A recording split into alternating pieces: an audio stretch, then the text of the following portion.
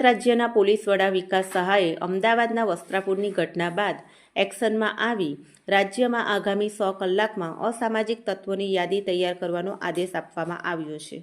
જેને લઈને ભરૂચ જિલ્લા પોલીસ વડા મયુર ચાવડાના માર્ગદર્શન હેઠળ જિલ્લાના તમામ પોલીસ સ્ટેશન વિસ્તારના અસામાજિક તત્વોની યાદી તૈયારી કરી છે,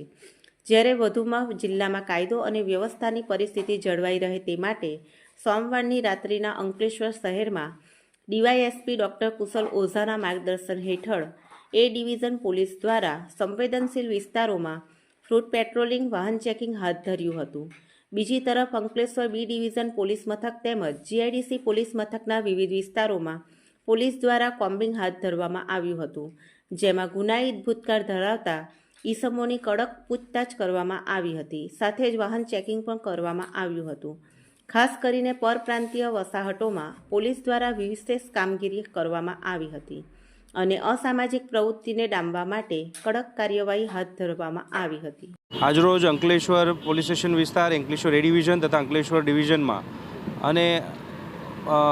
વાહન ચેકિંગ ડ્રાઈવ તથા ફૂટ માર્ચ કરીને એરિયા ડોમિનેશનની કાર્યવાહી કરવામાં આવી, જેમાં વધુમાં વધુ પોલીસ કર્મચારીઓ અને પોલીસ જવાનો છે એ આ ડ્રાઈવમાં જોડાયા હતા અને